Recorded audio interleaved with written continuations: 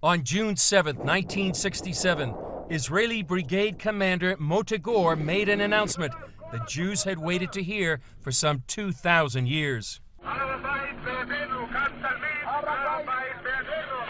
Retaking this ground was important for a number of reasons. For one, it's where King Solomon built the first Jewish temple.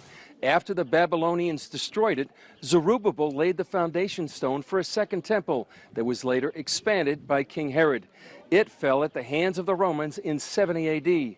When Commander Gore declared that the Temple Mount was back in Jewish hands, it rekindled hope for a long-awaited Third Temple. The Six-Day War was a miracle of biblical proportions and was a cataclysmic opening of a new era for Israel and for the whole world. Rabbi Chaim Richman of the Temple Institute is dedicated to rebuilding the Jewish temple.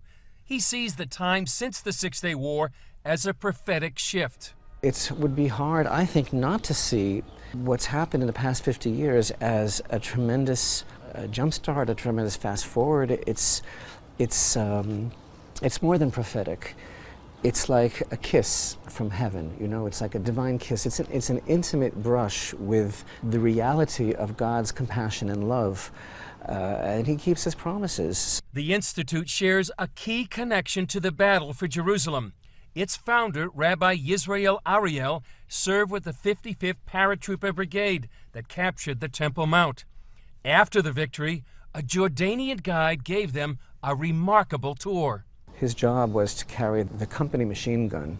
There's a very beautiful photograph of that. He actually, the first night of the liberation of Jerusalem, he was given the task of guarding over the spot of the Dome of the Rock, which of course we believe is the Holy of Holies. The story, though, that he told us is that the soldiers were on the Temple Mount, and it was just like the first hour or so. And they were approached by a Jordanian fellow in Western dress who explained that he was the official tour guide for the Jordanian parliament, and he offered to take the soldiers and show them the sights on the Temple Mount. And he takes the soldiers, you know, the rabbi there, and he says, well, this is exactly where the sanctuary stood. This is where the altar stood, and then this is where the menorah stood. It tells them all these things about the history of the Holy Temple. Finally, the rabbi asked him, why are you telling us all this?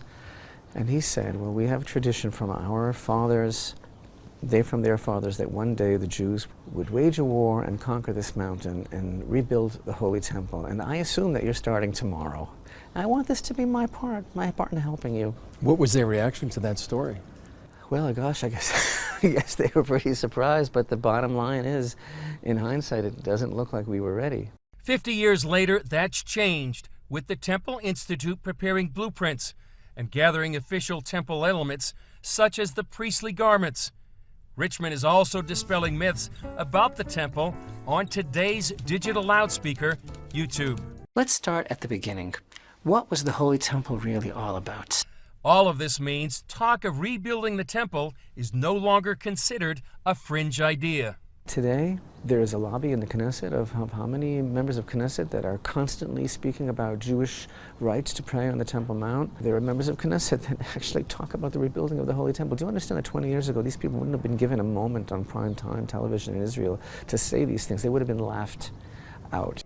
Richman sees the temple through the eyes of the prophet Isaiah, who wrote 3,000 years ago that God's house would be a house of prayer for all nations. It means basically that there's a God in the world and that the best is yet to come, and that we are so connected to Him and to each other and to that purpose and to all humanity. And it's just a wonderful privilege to be here with you today, to be looking out over Jerusalem and to realize that we're living in probably the most important time in history. If you believe in the God of Israel and you see His hand on His people and you understand the tremendous changes that have gone on over the years, you see that the one who brought us this far isn't finished and will keep His promises. Chris Mitchell, CBN News, the Temple Mount, Jerusalem.